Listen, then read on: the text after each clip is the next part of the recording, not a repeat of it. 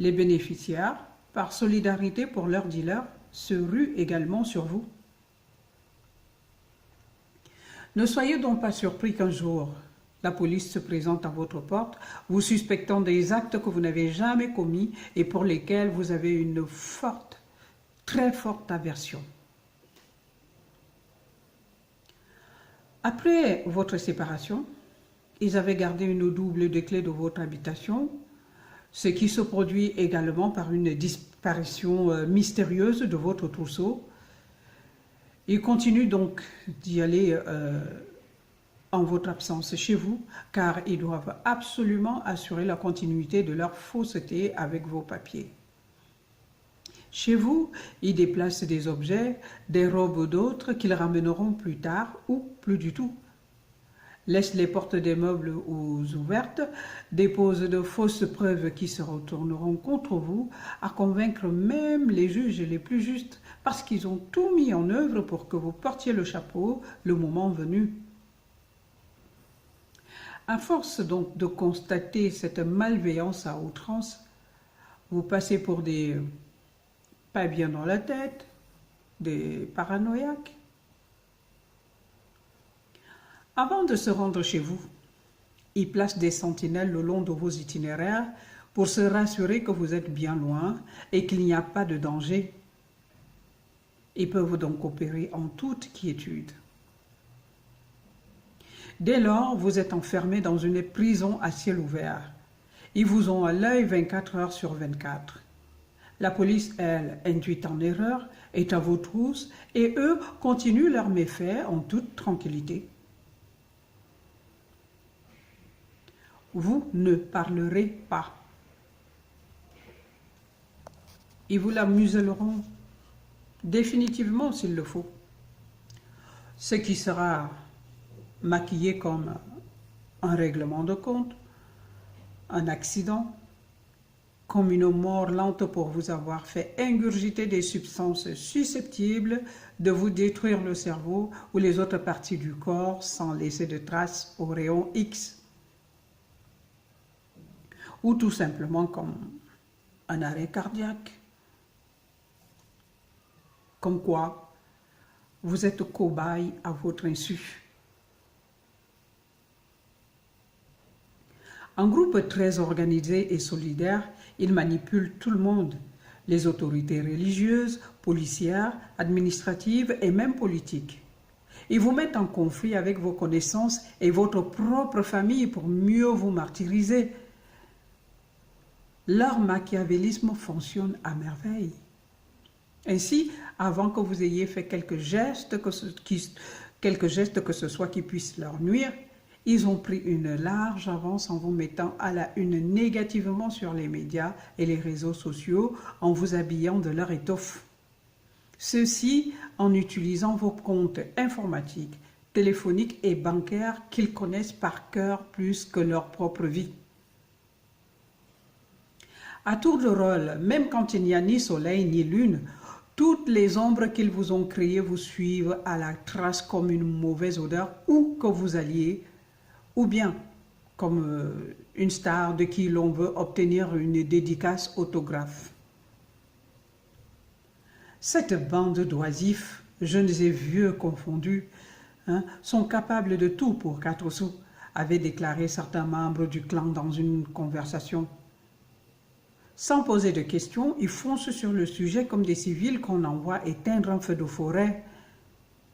Changez vos itinéraires habituels et c'est la panique au sein du camp. Ils mettent les bouchées doubles et les choses redeviennent en ordre.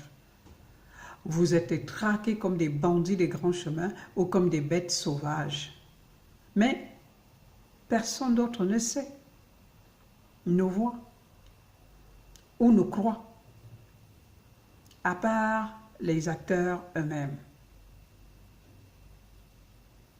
La plupart de ces mafieux sont terriblement doués en la chose informatique.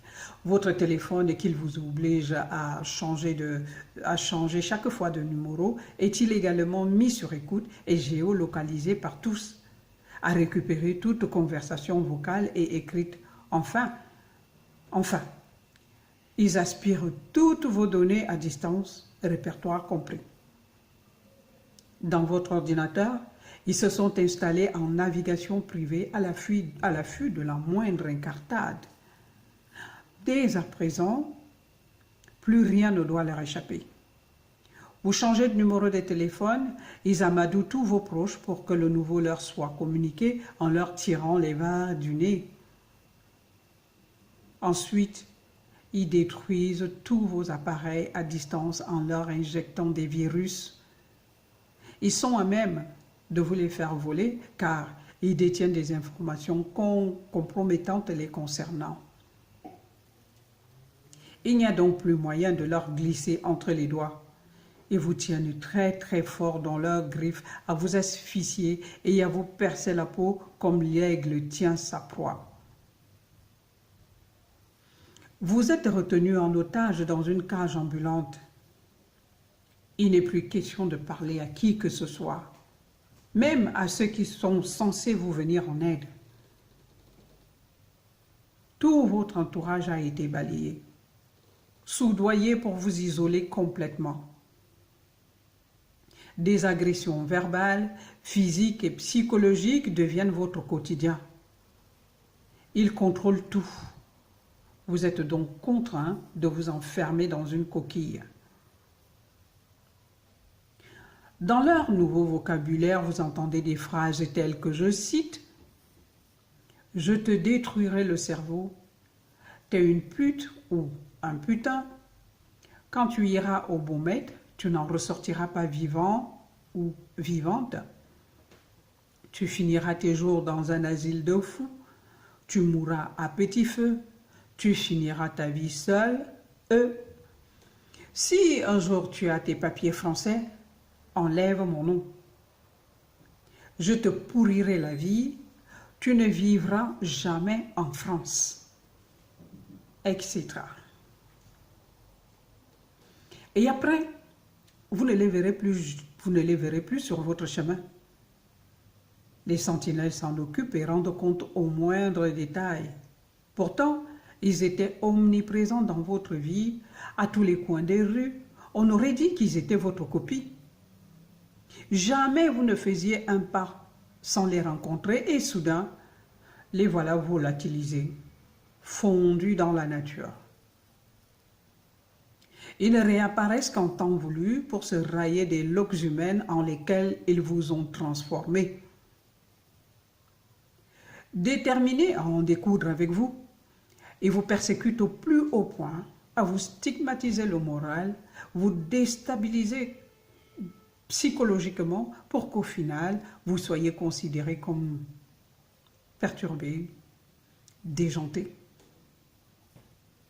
Vous avez donc plusieurs choix avant qu'il ne soit trop tard. Fuir très loin en leur abandonnant tout pour aller vous installer dans une autre ville ou hors de la France carrément pour tout recommencer. Vous supprimez la vie d'une manière ou d'une autre. Ou pire, posez un acte bien lourd de conséquences parce que Dame Vengeance vous rend des petites visites. La raison, c'est que, en plus d'être victime, vous êtes des témoins très gênants. Vous en savez tellement sur eux que même les supposés intouchables qui leur servent d'armure risquent de laisser des plumes. Au cours de votre relation, jamais vous n'aviez su à quels individus vous aviez réellement affaire. Ils jouaient les mystérieux en permanence, racontaient leur vie en plusieurs versions et vous ne saviez laquelle était exactement la bonne. Les sorties ne se faisaient qu'en rangs dispersés. Ils trouvaient toujours une raison pour se décaler. Pour finir, ils inversent les rôles. Ils prennent la place de victime et vous cèdent celle de bourreau. Le malheur pour vous, c'est que tout le monde croit leur dire débile, compatit, déploie son pouvoir et ses autres moyens pour vous tomber sur la tête de tout son poids comme la misère sur le monde. Des flèches arrivent de toutes parts. Vous êtes seul au monde, seul contre tous. Vos chemins sont désormais semés d'embûches. Vous nourrissez à chaque instant un sentiment de mort imminente parce que vous ne connaissez pas les intentions de vos suiveurs. Eux sont à l'abri. Pendant que dure l'acharnement, ils se frottent les mains. Leurs plans ont fichtrement marché. Les autres se chargent de vous régler des comptes. Ils assistent ainsi à leur propre mise en scène en spectateurs plutôt qu'en instigateurs de toutes ces hostilités. Pour vous narguer, ils se permettent de vous téléphoner pour prétendre prendre de vos nouvelles. C'est qu'en fait, ils ont votre